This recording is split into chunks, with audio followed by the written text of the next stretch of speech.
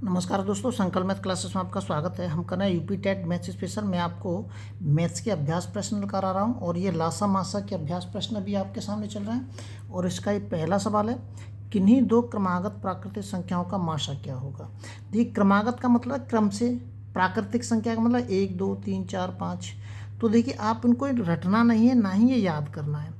आपको केवल इन शब्दों का अर्थ पता होना चाहिए। क्रमागत का मतलब क्रम से होता है, प्राकृतिक संख्या का मतलब जानते हैं आप, 1 2 3 4 होती हैं। तो क्रम से संख्या लिख लीजिए आप, 1 2 3 4, कोई सी भी संख्या और आगे। तो ये कह रहा है कि इनका मासा क्या होगा।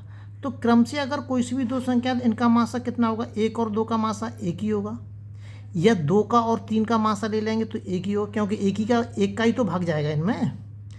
भाई, मासा का मतलब होता है किसी एक संख्या का दोनों में भाग जाना। तो 2 में और 3 में किस में जाएगा, एक का भाग जाएगा। इसको देखेंगे आप तो भी एक का ही जाएगा, अतः इसका उत्तर कितना हो जाएगा, एक हो जाएगा। रटना नहीं है। आगे देखिए, 2 या 2 से अधिक क्रमागत सम संख्याओं का मासा पूछ रहा है। सम संख्या होनी चाहिए, क्रम से होनी चाहिए। तो देखिए, 2 के बाद सम संख्या कितनी होगी, 4 के बाद 6 के बाद 8 के बाद 10 के बाद 12। आपको अच्छे से समझ में आ रहा होगा कि इनका जो मासा है वो क्या होगा। अच्छे से पता चल गया, 2 होगा मासा। क्या होगा, 2। इनका देखेंगे आप, मासा 2 ही होगा। इनका देखेंगे आप, मासा 2 ही होगा। तो अतः उत्तर कितना हो जाएगा, 2 हो जाएगा। ध्यान रखना है, रटना नहीं है, केवल समझना है। अगर आप रटेंगे और अगर फिर भी समझ में नहीं आए तो आप 2 का मासा आप भाग दे के भी निकाल सकते हैं, भाग विधि से निकाल सकते हैं, या काट के निकाल सकते हैं। वो सारे तरीके मैं आपको बता चुका हूँ। जैसे 2 है तो भाग विधि से अगर आप इसको ज्ञात करेंगे तो जैसे इन दोनों का मासा कितना होगा, काट के देख लीजिए आप, या भाग विधि से देख लीजिए। 2 एकम 2, 2 दूनी 4। बस 2, इससे आगे नहीं जाएंगे क्योंकि 1 में अलग जाना पड़ेगा, 2 में अलग जाना पड़ेगा। तो अतः मासा कितना हो जाएगा, 2 हो जाएगा। भाग विधि से ज्ञात करेंगे तो ही 2 ही आएगा। तो इसलिए रटना नहीं है आपको सवाल केवल समझना है अच्छे से। ये आगे कह रहा है कि एक सम संख्या और एक विषम संख्या का मासा क्या होगा। एक सम संख्या ले ली हमने और एक विषम संख्या ले ली, एक सम संख्या और एक विषम संख्या।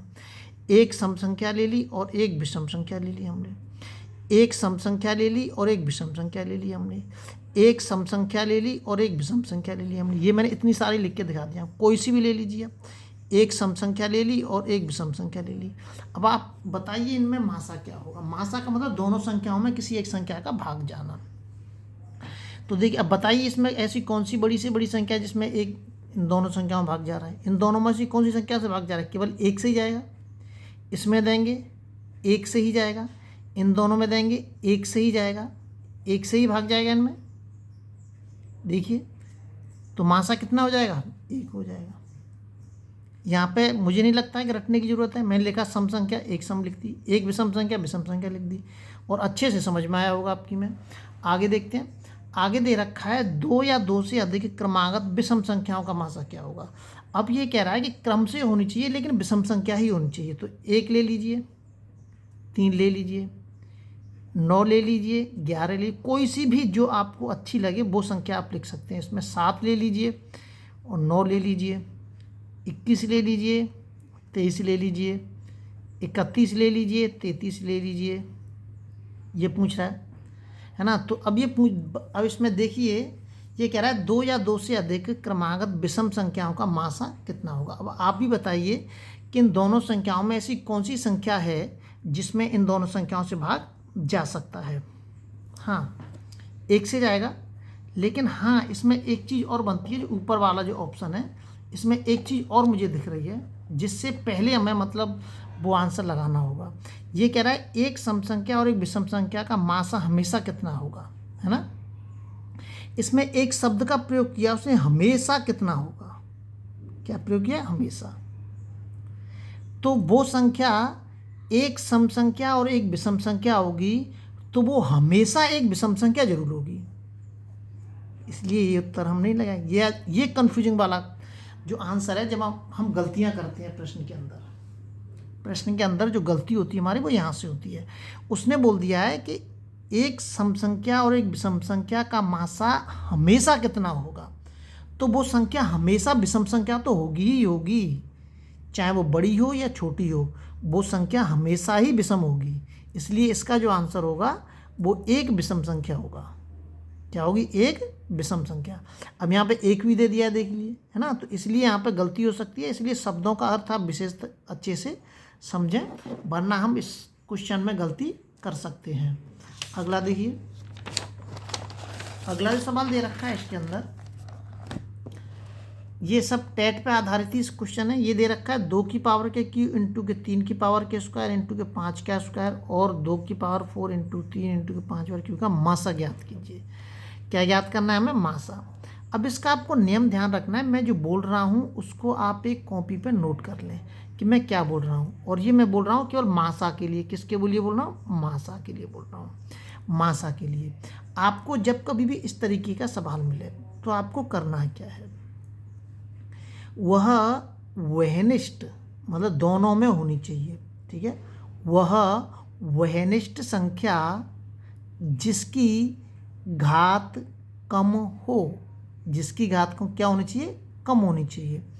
उन संख्याओं को आप निकाल लीजिए, लेकिन वहनिष्ठ होनी चाहिए वो दोनों में, मतलब दोनों में होनी चाहिए वहनिष्ठ। अब देखिए यहाँ पे 2 की पावर क्यू है, यहाँ 2 की पावर के 4 है, तो 2 की पावर के क्यू यहाँ पे भी 2 की पावर के क्यू इसके अंदर है, तो इसका मतलब छोटी संख्या क्या होगी? 2 की को होगी क्यू, लेकिन वहनिष्ठ होनी चाहिए। मासा में क्या होनी चाहिए? दोनों में वहनिष्ठ होनी चाहिए, छोटी घात वाली संख्या। और एक छोटे शब्दों में इसकी परिभाषा कि मासा ज्ञात करने के लिए दोनों संख्याओं में, दोनों साइड में, या 3 हो या 4 हो, इस तरीके की उसमें वहनिष्ठ संख्या जिसकी घात कम हो, जिसकी घात क्या होनी चाहिए? कम होनी चाहिए, तो उनको आप अलग निकाल के रखते जाएंगे। अब इसमें 3 का स्क्वायर है और यहाँ 3 है, तो 3 का स्क्वायर नहीं लेंगे। छोटी संख्या क्या है? 1, इसको लेंगे तो 1 इसके अंदर आ रहा है, तो 3 की पावर के 1। अब 5 है, 5 का स्क्वायर ले लेंगे। 5 का क्यों? छोटी घात क्या? 5 का स्क्वायर। बस इनका गुणा कर दीजिए, आपको उत्तर मिल जाएगा। हो सकता है उत्तर ऐसे ही दे दो ऑब्जेक्ट में, और हो सकता है गुणा करके दे। तो देखिए कि 2 दूनी 4, 4 दूनी 8 इंटू के 3 और 5 25, 25 दिया 75 और इंटू के 8, 58 40 और 8 सत्ते 56, कितना हो जाएगा? 600। 600 आपका आंसर हो जाएगा। अब इसमें मासा में क्या करना है? आपको छोटी घात वाली संख्या लेनी है, लेकिन वो दोनों में वैनिष्ट होनी चाहिए। अगर दोनों में वैनिष्ट नहीं है संख्या, तो उस घात संख्या को हम नहीं लेंगे। लेकिन लासा में इसका उल्टा हो जाता है। एक सवाल मैंने इसमें लासा का भी रखा है। लासा में वैनिष्ट तो होगी संख्या, साथ में अगर कोई संख्या वैनिष्ट नहीं है, लेकिन वो संख्या उन संख्याओं से अलग है और वो बड़ी से बड़ी घात वाली संख्या लेते हैं। लासा में बड़ी से बड़ी घात वाली और मासा में छोटी से छोटी घात वाली संख्या। अभी मैं समझा दूंगा एक सवाल इसमें। देखिए वैनिष्ट लेंगे, इसमें छोटी से छोटी घात वाली संख्या 2, तो क्या है इसमें छोटी से छोटी घात वाली संख्या कितनी आएगी? 2 आएगी केवल। भाई छोटी से छोटी लेनी है हमें।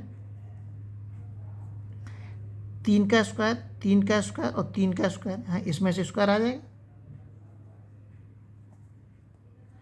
और उसके बाद 5 नहीं, अब आएगा नहीं इसमें। अब इसमें कोई आंसर नहीं बनेगा हमारा, क्योंकि 5 इसमें है लेकिन इनमें नहीं है। 7 इसमें है लेकिन इसमें नहीं है। ऐसे ही मतलब, लेकिन मासा में क्या होना चाहिए? सब में होनी चाहिए संख्या, सब में होनी चाहिए और छोटी घात वाली होनी चाहिए। समझ में आ गया? तो इसका आंसर आ जाएगा सीधा 3 तरह का 9, 9 दूनी 18 आपका क्या हो जाएगा? आंसर हो जाएगा। अब देखिए, अब आ जाइए लासा। मासा में तो छोटी वाली संख्या लेते हैं, लेकिन मासा में क्या लेते हैं? मासा में बड़ी घात वाली संख्या, चाहे वो वैनिष्ट, पहले तो वैनिष्ट वाली देखते हैं, बड़ी घात वाली संख्या वैनिष्ट वाली। देखिए तो 2 की पावर के 4, जी देखिए बड़ी घात वाली लेनी है, वैनिष्ट है ये सब में 2 और बड़ी घात वाली भी है। तो अब इन 2 को छोड़ देंगे, अब इन 2 को नहीं लेंगे। अब 3 ले लीजिए। 3 की बड़ी बात, 3 वैनिष्ट भी है सब में और 3 की बड़ी घात 3 की पावर के 4 भी है, ठीक है। अब देखिए, अब इसमें वैनिष्ट से हमें कोई मतलब नहीं है, लेकिन ये याद रखना है हमने कि 2 का अंक एक बार ले लिया है हमने और 3 का भी एक बार ले लिया। अगर 2 का और होता ही नहीं, वो तो घात के रूप में होता खैर है। अगर कोई दूसरा अंक है, अब इसमें दूसरा अंक कौन सा है? 5 है, ठीक है, लेकिन 5 यहाँ पे नहीं है, कोई मतलब नहीं इस चीज़ से हमें। लासा में हम वैनिष्ट नहीं देखते हैं, ठीक है। लासा में वेनिष्ट हम नहीं देखते हैं। अब इन दोनों में है 5, इन दोनों में से घात किसकी बड़ी है, इसकी बड़ी है, तो इसको लिख देंगे हम इसमें। बस इसमें गुणा नहीं किया है, ये वाला आपका आंसर हो जाएगा। दोनों का लासा का मासा का दोनों का अर्थ आपकी समझ में अच्छे से आ गया होगा। अगली वीडियो में आपसे फिर मिलते हैं। जब तक आप अपने लिए वीडियो को शेयर और सब्सक्राइब जरूर करें और अभ्यास करते रहें।